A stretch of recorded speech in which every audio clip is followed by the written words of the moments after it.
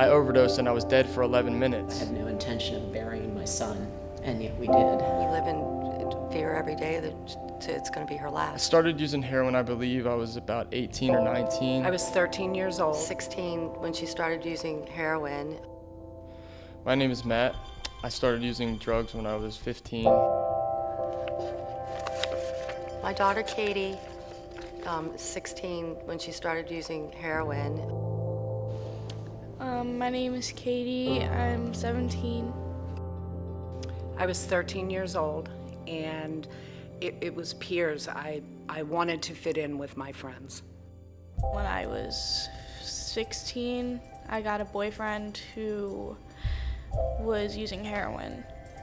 And after like a year of us dating, I finally tried it. Every person's different, and the opiates and the benzos that are out there are deadly. And you never know if you're going to be that one person that tries something one time and then you never get to go back. You're hooked. And so I would think long and hard before choosing any kind of drug like that. I did everything I could to get the money that I needed, including stealing, robbing, manipulating people, manipulating my family. It was hard. It was the hardest thing that I've ever been through. It was just miserable waking up every morning knowing that you had to come up with the money to get what you needed to feel okay. And if it came down to me needing drugs or going to work, I was going to get drugs. I definitely want to get clean. I'm just not ready to get clean right now. I really just like getting high, and I don't like myself when I'm sober. I don't know, I've tried to get clean so many times and I just go right back to it. And I'm completely up for getting clean when I'm high, but then when I get sober, I'm like, I can't do this, and go and use. So. He was in and out of, I've lost track of how many rehabs, and eventually started to have run-ins with the law. He didn't really steal for his heroin money. He was always working, but it just escalated and escalated, and then he wound up in prison, and he got sent to rehab and got involved in the drug court program. And we thought he was doing really well with that. He graduated, but 19 days later he overdosed. In the end, I had burned all of my bridges.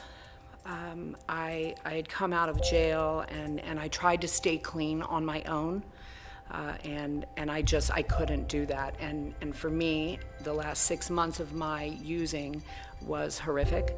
I was isolated, and it came to the point that even though I knew that I needed help, I was afraid. I was afraid of living with drugs, and I was afraid of living without drugs. And for me, what it took was an attempt at my own life. You know, after I started using drugs, my drive and ambition to become anything, later on just went away. And that's affected me now because, I haven't been able to complete college or anything. And it's really taken me on a journey, and it almost took my life. About a mile from here, I overdosed and I was dead for 11 minutes. Some lady that was walking down the side of the road with her dog decided to look in my car, and she had enough concern to call 911. Paramedics got there and they revived me, and they said that, due to the temperature of my body, that I was dead for 11 minutes with no heartbeat. And I got to the hospital and they said, I don't know how you're still alive or how you don't have brain damage, but you're here. And I had clean time before I did that, and I saw my parents' faces when they came in the hospital room, and that really hurt me. And that's when I decided to make the decision to go to long-term treatment. I stayed there for 15 months in New York, and that was really the only thing that worked for me. Every time I came home from other treatment centers, I would just go right back to it, because I'd go back to the same friends, the same area, with the same people. And you know what they say, if nothing changes, nothing changes. And eventually, I could hold it up for a couple weeks, but eventually, I just go right back to it. The advice that I would have is first, know that there is hope.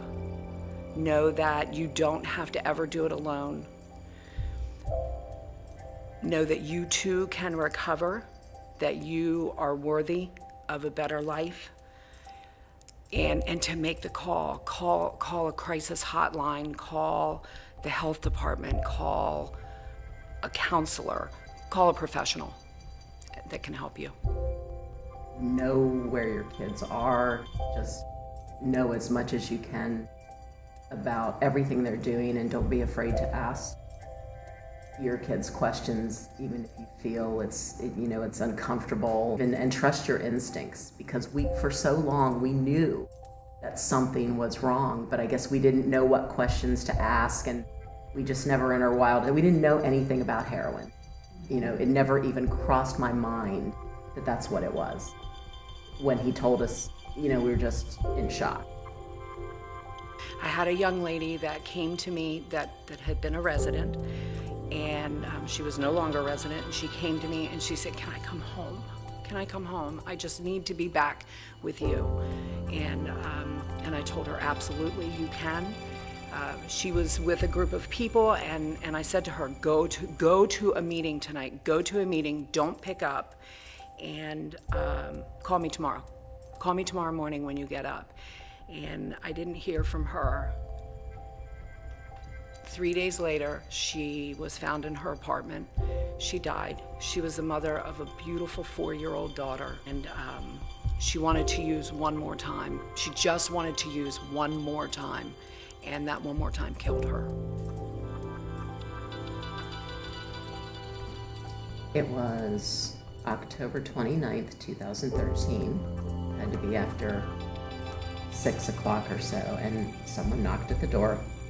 And I opened the door, and there were 2 plainclothes policemen who introduced themselves. And I think I actually said this. I said, what did he do now, or what happened now? And they didn't come right out and tell me. They asked me some questions. Like, I remember they said, "When was the last time you saw him?" And they asked me a bunch of questions. And then finally they said, "We're sorry to tell you that he died." And they were very, very nice and very sympathetic. And I asked what happened, and they told me that he'd been found with a needle in his arm, and they said Todd died of a heroin overdose. And I guess for as much as I cry, I really didn't cry that night. It was very strange, not like me at all. I mean, it's surreal to think back on it, because I do recall times when my husband and I were talking to Todd, and we'd have a discussion, and he did use almost those exact same words. He said to Todd, "I have no intention of burying my son." And yet we did.